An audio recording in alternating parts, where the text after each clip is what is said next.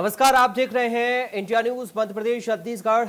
मैं हूं आपके साथ पराग गुप्ता और वक्त हो गया है बड़ी बहस मध्य प्रदेश का। आज बात करेंगे करणी सेना के विरोध की, जिसको लेकर प्रदेश में सियासी दल भी अपना अपना समर्थन देते नजर आए। आज भोपाल में करणी सेना के धरने का दूसरा दिन था, जब करणी सेना के कार्यकर्ता एमपी नगर की ओर बढ़ रहे थे और इस दौरान पुलिस ने गांधी चौराहे पर बैरिकेडिंग कर उन्हें रोका तो करणी सेना के कार्यकर्ता सड़क पर ही धरने पर बैठ गए। दरअसल करणी सेना परिवार की ओर से जो महाआंदोलन किया जा रहा है, उसमें आर्थिक आधार पर आरक्षण, बिना जांच एट्रोसिटी एक्ट में गिरफ्तारी रोकने समेत 21 मांगें शामिल हैं। हालांकि 2 दिन पहले ही मुख्यमंत्री शिवराज सिंह चौहान ने सीएम हाउस में राजपूत समाज की महापंचायत बुलाकर सभी 21 मांगें पूरी करने पर सहमति दे दी थी। तब सीएम शिवराज ने कहा था कि महाराणा प्रताप की जयंती पर प्रदेश में अवकाश रखा जाएगा। फिल्म पद्मावत पर प्रतिबंध की मांग को लेकर हुए आंदोलनों संबंधित केस वापस लिए जाएंगे। आर्थिक रूप से कमजोर परिवारों के विद्यार्थियों के लिए छात्रावास बनाने की योजना बनाई जाएगी। प्रतियोगी परीक्षाओं के लिए आर्थिक रूप से कमजोर परिवारों के बच्चों से कम परीक्षा शुल्क लिया जाएगा। इसके साथ ही सीएम शिवराज सिंह चौहान ने करीब 16 अलग अलग मुद्दों की घोषणाएं कर दी। वहीं करणी सेना की मांग को लेकर मध्य प्रदेश के पीसीसी चीफ कमलनाथ ने भी अपना समर्थन दिया है। पूर्व सीएम कमलनाथ ने कहा कि मैंने समर्थन किया है कि सरकार इनकी बातों को सुने। वहीं नेता प्रतिपक्ष डॉक्टर गोविंद सिंह ने कहा कि बीजेपी की सरकार करणी सेना के साथ अन्याय कर रही है। करणी सेना की जो जायज मांगे हैं उन्हें मानना चाहिए। इधर करणी सेना के विरोध प्रदर्शन में मध्य प्रदेश के अलावा हरियाणा, राजस्थान, महाराष्ट्र, छत्तीसगढ़ से भी करणी सेना के कार्यकर्ता पहुंचे थे। आज इसी पर होगी बड़ी बहस। उससे पहले बयान सुन लेते हैं। सबसे बड़ा सवाल यही है कि करणी सेना के विरोध प्रदर्शन के बहाने क्या मध्य प्रदेश में सियासी रोटियां सेकी जा रही हैं?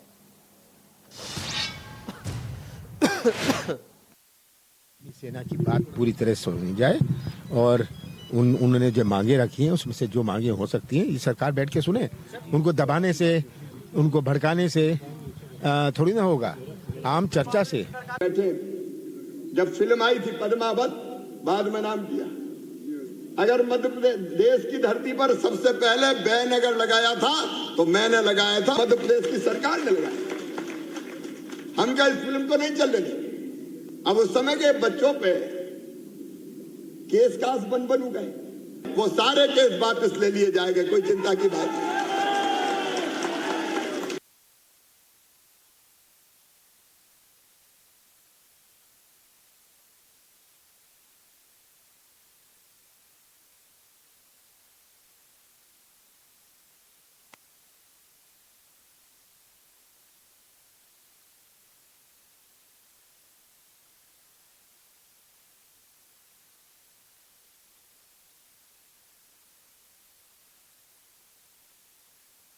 करणी सेना की ओर से क्या कुछ कहा जा रहा है, जरा वो भी आप सुनिए।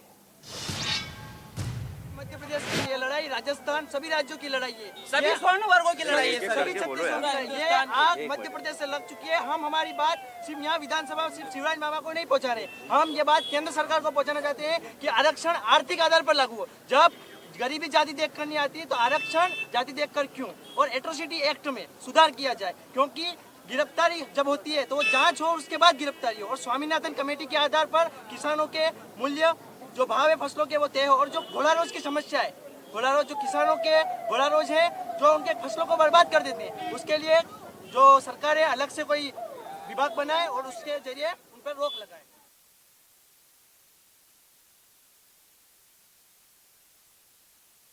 चलिए हमारे साथ 2 खास मेहमान जुड़ गए, सीधा आपका परिचय करा दें। कांग्रेस पार्टी से प्रवक्ता व्यान कुंगल हैं। व्यान कुंगल जी, आपका स्वागत है। बीजेपी से नेता गोविंद मालू हैं। गोविंद मालू जी, आपका स्वागत है।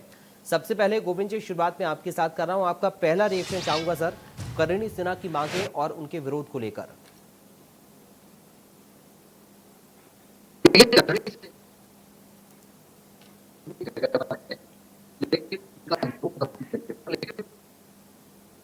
सभी चीजें मान ली हैं और जो बार बार इस तरह का आंदोलन और ये होता है, ये कोई राजनीति से प्रेरित है, कांग्रेस के इशारों पर हो रहा है।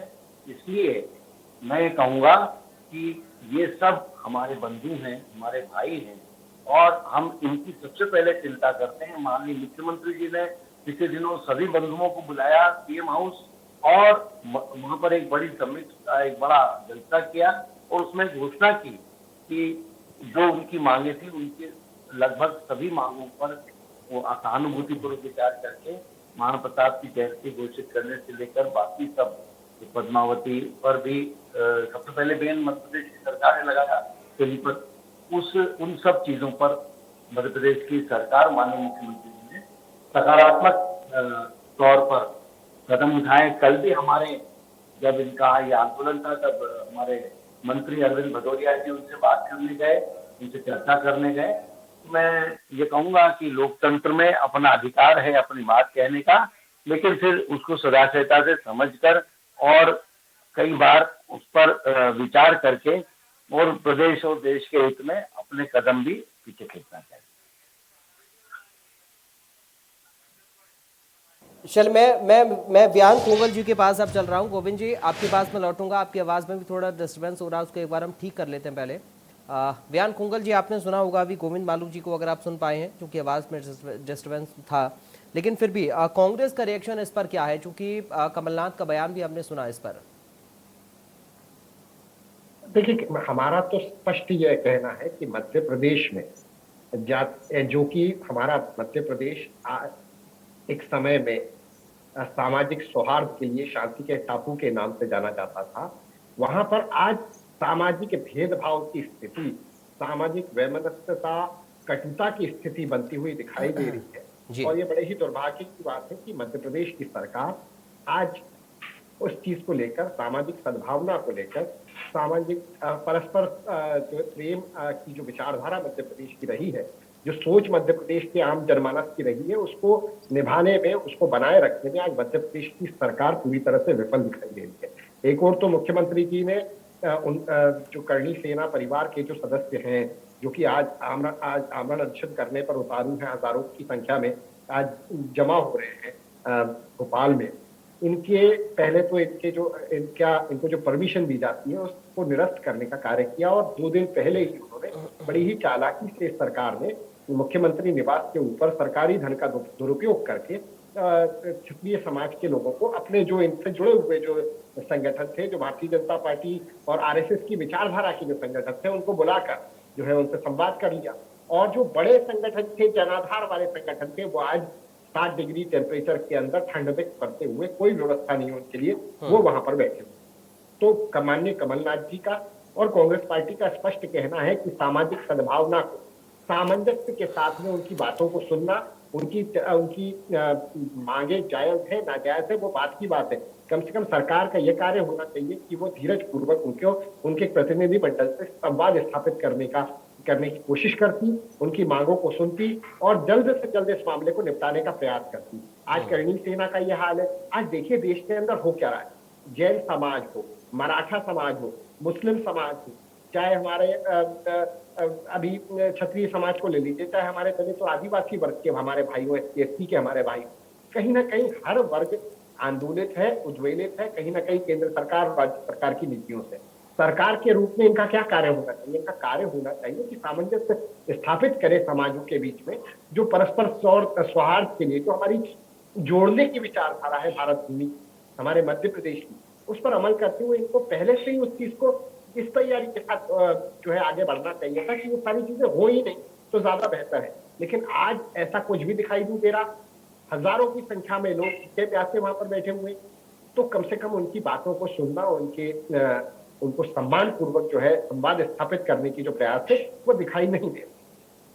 गोविंद मालू जी, बड़े गंभीर आरोप कांग्रेस पार्टी के हैं और साथ ही करणी सेना भी लगातार ये कह रही है कि दरअसल आप लोगों ने वादे तो किए, लेकिन उनकी जो मांगे हैं उन पर काम कैसे होगा? कांग्रेस ने पूरे आजादी के बाद से आज तक आधार पर और वर्ग के आधार पर संघर्ष करके और सत्ता प्राप्त की, और ये सत्ता लोलुपता उनके वोट की राजनीति का परिणाम है। आज भी भारतीय जनता पार्टी पर तो कभी ये नहीं कहा कि ये करणी सेना या क्षत्रिय समाज या फला समाज भारतीय जनता पार्टी के पक्ष का है, विपक्ष का है, सबको बुलाया, बात की। आज ये लोग कह रहे हैं कि जो मुख्यमंत्री जी ने जिनको बुलाया था वो बीजेपी के और आरएसएस के लोग थे। ये समाज को बांटने का षड्यंत्र कांग्रेस करे और आज उनको उकसाकर उनको प्रलोभित करके आदिवासी भाइयों को लड़ा रही है आपस में, उनके बीच में वैमनस्यता पैदा की। तो वर्ग संघर्ष की बात तो कांग्रेस कर रही है। हमने जब मांगे मान ली तो उसका क्रियान्वयन कैसे होगा? वो स्वाभाविक है कि जब मांगे मानी है तो क्रियान्वयन भी होगा। हर बात में शंका पैदा करना, उससे कुछ काम नहीं होता है। ये भरोसा करना होता है कि सरकार का अनुकूल रुख है कि नहीं।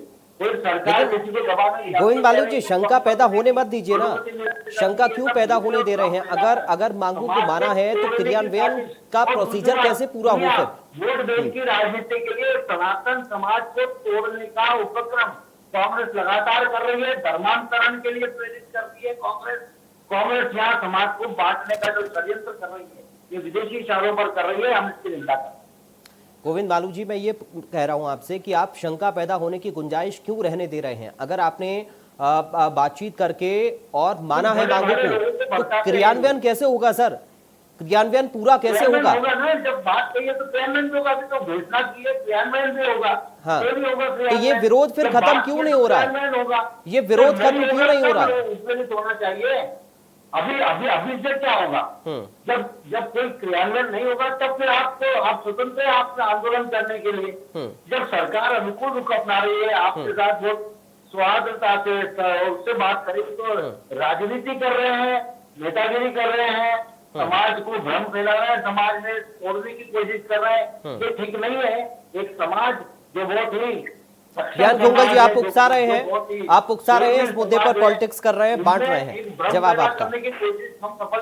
ज्ञान खुंगल जी, आप उकसा रहे हैं, पॉलिटिक्स कर रहे हैं, इस मुद्दे पर बांटने की कोशिश कर रहे हैं, भ्रम फैला रहे हैं।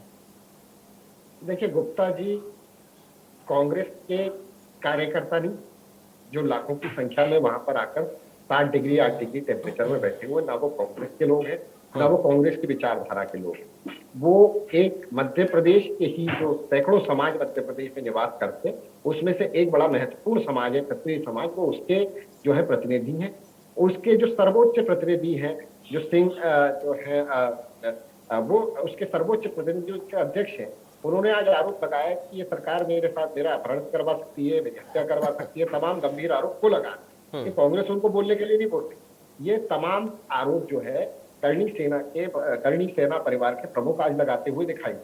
तो इस बात से अंदाजा लगा लीजिए कि कोई किसी को क्या भड़काएगा। कांग्रेस के 70 सालों में गोविंद बालू जी अगर लोगों को भड़काया होता, लोगों को तोड़ने का कार्य किया होता, तो आज देश कश्मीर से कन्याकुमारी तक देश की सीमाएं अक्षुण्ण न होती। इस देश की जो है विश्व की चौथे नंबर की हमारी आर्मी, विश्व की सातवें नंबर की हमारी थल सेना और विश्व की 5वीं सबसे बड़ी वायुसेना आज भारत विश्व का सबसे तेजी से आगे बढ़ती हुई अर्थव्यवस्था ना हो, इस बात को समझने का प्रयास किए। एक और इंदौर में हमारे प्रदेश के अंदर प्रधानमंत्री जी आए हुए हैं, अप्रवासी भारतीयों का सम्मेलन हो रहा है, हम निवेश को बुलाने की बातें कर रहे हैं। पिछले 5 निवेश जो हमारे फ्लॉप रहे, हमारे पिछले 5 इस प्रकार के हमारे इन्वेस्टर्स समेत, और उसके बाद आज फिर हम प्रयास कर रहे हैं इन्वेस्टर्स को बुलाने का। और जब वो इन्वेस्टर्स आके ये देखेंगे कि भैया यहाँ पर इस प्रदेश के अंदर भोपाल में जो राजधानी है प्रदेश की, वहां पर लाखों की संख्या के अंदर लोग 60 डिग्री टेम्परेचर के अंदर बैठे हुए, जातिगत वैमनस्य का माहौल बना हुआ है, समाज आपस में एक दूसरे से वैमनस्य का भाव रखने की बातें कर रहे हैं, कई जातियां एक दूसरे से टकराहट की स्थिति में है। और उस समय में हमारे मध्य प्रदेश की क्या इमेज होगी, मध्य प्रदेश की 8 करोड़ जनता की क्या होगी, पुण्य भूमि जो हमारी मध्य प्रदेश कहलाती थी, शांति का टापू कहलाता था, उस हमारी साख पर कितना बड़ा जो है ठप्पा लगेगा। इस बात को गंभीरता से लेने थे तो पहले ही सारी चीजों को जो है आपसी बातचीत के माध्यम से। गोविंद जी ने यही तो कहा, आप तो यही चाहते हैं सर ऐसा हो, आप तो यही चाहते हैं ना गोविंद जी, वही तो कह रहे हैं कि आप भड़का रहे हैं लोगों को। हमारा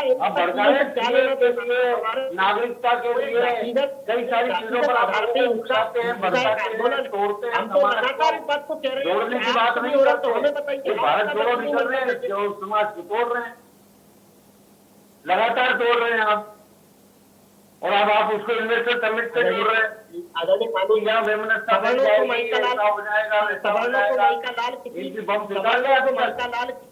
कांग्रेस की कोई तो डॉक्यूमेंट दंगा हुआ हमारी सरकार बताइए, आपकी सरकार में उसके डॉक्यूमेंट नहीं है। अपमानित करने का वहाँ तमिलनाडु में मुख्यमंत्री अरविंद लोग केजरीवाल ब्राह्मणों को लड़ाते हैं, इस बात को शायद आप भूल गए। कर्नाटक में भोकलिंगा और लिंगायत को लड़ाते हैं, मराठों और ब्राह्मणों को लड़ाते हैं, महाराष्ट्र में आपने एक किया जिंदगी भर, और क्या किया? सिखों को जाटों जगह जगह पर हर राज्य में आपने भी फैलाया है, कितनी प्रताड़ना झेलनी पड़ेगी, भाषा के आधार पर आपने कितनी प्रताड़ना झेलनी पड़ेगी, नदी के बंटवारे को लेकर दिक्कत कराए हैं आपने, आपकी सरकारों ने अपने स्वार्थ के लिए देश को बर्बाद करके रख दिया इस था। प्रकार से हम एकता के सूत्र में पूरे रहे हैं, और आप उसको तोड़ रहे हैं, कर दिए, भावना को तोड़ रहे हैं आप। दिखाई नहीं दे रही। शर्मनाक है आपका देश के अंदर बढ़ती हुई गोविंद सिंह जी और कमलनाथ जी को बढ़ती हुई क्या जरूरत है सैनिक सेना के आंदोलन के बारे में? चलिए एक एक करके अपनी बात को रख लें। मैं चाहूंगा व्यान खुंगल जी अपनी बात एक बार पूरी कर लें, फिर मैं गोविंद जी आपके पास ही आ रहा हूं। व्यान जी। सर देखिए, लगातार कांग्रेस पर अपनी विफलताओं को कांग्रेस के माथे पर डालना, कांग्रेस के ऊपर डालना, ये भारतीय जनता पार्टी की अब आदत से होती है। पूरे देश भर में देखिए, किसान आंदोलन के अंदर सिख भाइयों को, जाट भाइयों को, हिजाब के मुद्दे पर मुस्लिम भाइयों को भड़काया, पंजाब की हालत देख रहे हैं क्या हुई? आप लोगों ने भड़काया किसानों को, क्या हुआ पंजाब में?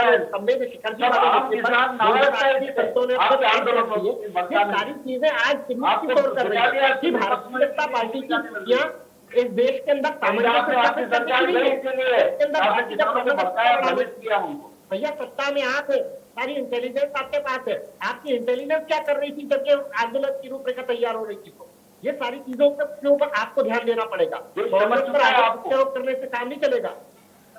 चलिए गोविंद जी, ये अपने आप में बड़ा प्रश्न व्यान जी ने खड़ा कर दिया है, जहां पर आप निवेशकों को बुला रहे हैं, उसी प्रदेश के अंदर इस तरीके की तस्वीर है तो कैसी छवि जाएगी? देखिए, ये हमेशा मध्य प्रदेश के और भारत के खिलाफ कांग्रेस ने काम किया है। चीन का युद्ध हो, चीन से अगर डोकलाम में आप कैसी बातें कर रहे थे, जाके बैठ जाते हैं। हम अगर बालाकोट पर आक्रमण सर्जिकल स्ट्राइक करते हैं, उस पर होता है तो उसका सवाल उठाते हैं और हमारे दुश्मनों को बल प्रदान करते हैं। सर इसमें आप सीमा को कहाँ बीच में लेकर आ रहे हैं सर? ये अलग मसला है ना। तब ये इस तरह की फैला रहे हैं, लोगों में विभिन्नता पैदा कर रहे हैं, रखवाते हैं अपने लोगों से कहकर। ये जो इनके कांग्रेस के नेता हैं जो वहां पर उनको नेतृत्व दे रहे हैं, ये सब उसके परिणाम है। ये केवल वोट बैंक की राजनीति कर रहे हैं, चुनाव आते हैं इसके कारण ये लोगों को 4 साल में तो कोई कुछ नहीं बोला कि ये क्यों नहीं हुआ, वो क्यों नहीं हुआ। जब मुख्यमंत्री जी समाज के लोगों को बुलाते तो कहते हैं बीजेपी के और आरएसएस के लोग हैं। अरे भैया ये जो है ये किनके लोग हैं? और जब उनके साथ हमारे मुख्यमंत्री जी के तरफ से उनके प्रतिनिधि जाकर मंत्री बात कर रहे हैं, तब उनसे स्वागतपूर्ण बात करना चाहिए। अनशन पे बैठ जाएंगे या हम संघर्ष करेंगे, इससे क्या, इससे समस्या का हल थोड़ी होगा। हम तो सदाचारता से बात करना चाह रहे हैं, हम आपके साथ हैं, हम ये बताना चाह रहे हैं, हम किसी समाज को तोड़ना नहीं चाह रहे हैं।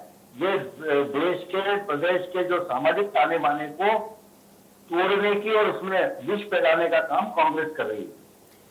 तो करणी सेना की जो मांगे हैं, क्या वो कांग्रेस की मांग आप बता रहे हैं कि कांग्रेस करणी सेना को ये बता रहे कि इन मांगों को हमने तो मांगे मान लिए, सर सारी मांगे उनकी मान चुके हैं, और विरोध उसके बावजूद भी क्यों हो रहा है सर? बात की जा सकती है।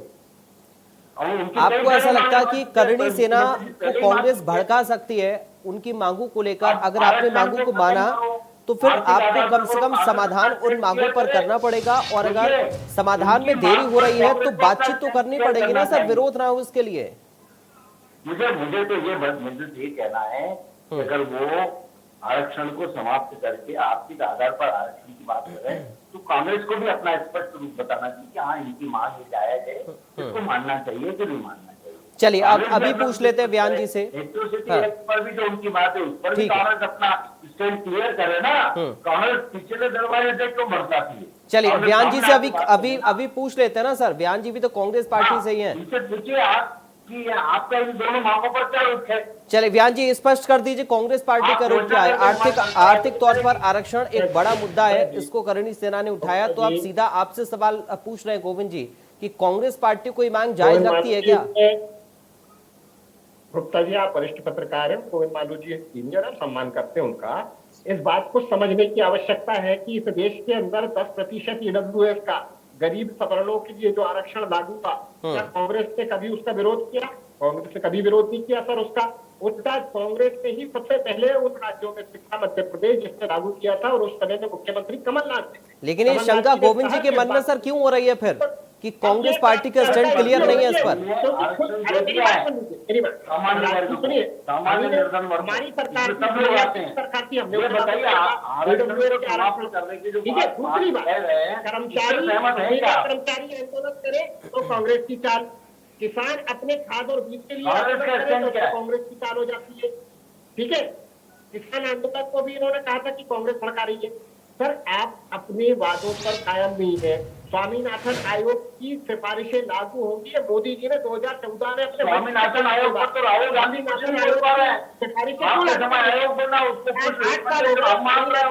सिफारिशें क्यों लागू नहीं? राहुल गांधी से बात आरक्षण का मुद्दा नहीं है, उनके मुद्दे में स्वामीनाथन आयोग की सिफारिशों की भी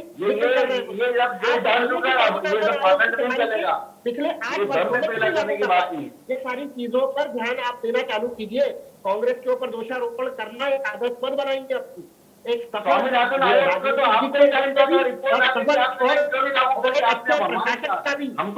होता है कि वो विपक्ष के ऊपर आरोप प्रत्यारोप न करे, स्वयं जवाबदारी दे उस बात की। आप जवाबदारी दे नहीं रहे, कांग्रेस के ऊपर आप लगातार आरोप लगाते हैं। एमएसपी की मांग हमने मांगी, लेकिन गोविंद जी ये आरोप कांग्रेस पर लगाने से समाधान कैसे होगा? ये तो अपने आप में समझ से परे है ना सर। आप कह रहे हैं कि कांग्रेस भड़का रही है, कांग्रेस हमने हमारी सरकार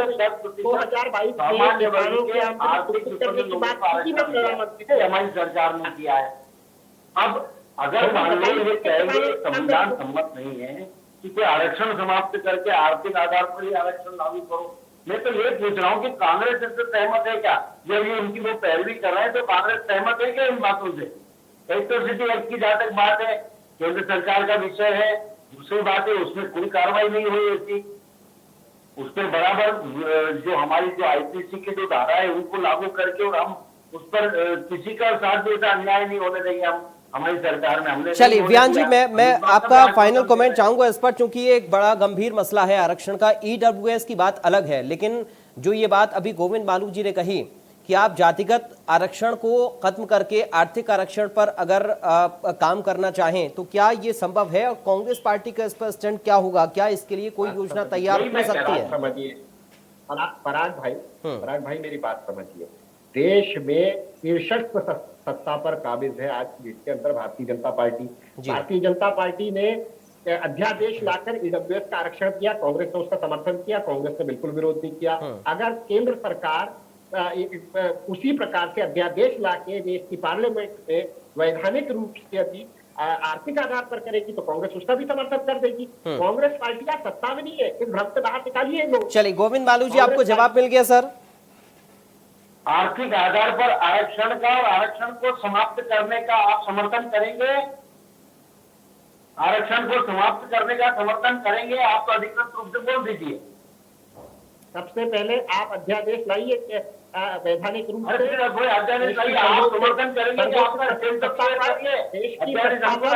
आप विराजमान, हम आपसे पूछ रहे हैं की सत्ता पर आप विराजमान है, आप समर्थन कर देंगे संसद के अंदर लेके आइए। आप तो कुछ करिए, आप तो भड़का रहे हैं समाज को, उनकी बात करेंगे तो करके आपको अवश्य बताएंगे, समानों को भड़काएंगे। इस देश में फेमिनिस्टा फैलाने का काम आप लोग कर रहे हैं, बंद करिए और सामाजिक सौहार्द और समरसता की बात करिए, जो समाज को तोड़ने की बात मत करिए। ठीक है सर, चलिए आज वक्त इतनी इजाजत दे रहा है। हम उम्मीद कर रहे हैं गोविंद बालू जी आपसे और व्यांग पोंगल जी आपसे भी, दोनों से, चूंकि सत्ता और विपक्ष दोनों की भूमिका प्रदेश को चलाने में बहुत ज्यादा अहम होती है और खासकर जनता और उनसे जुड़े मुद्दों को लेकर जल्दी समाधान हो, समाधान की ओर कदम आगे बढ़ाए जाए। बहुत शुक्रिया आप दोनों का आज की चर्चा का हिस्सा बनने के लिए। व्यांग पोंगल जी आपका शुक्रिया, गोविंद बालू जी आपका शुक्रिया। फिलहाल के लिए बड़ी बहस मध्य प्रदेश से मुझे दीजिए इजाजत, आप बने रहिए।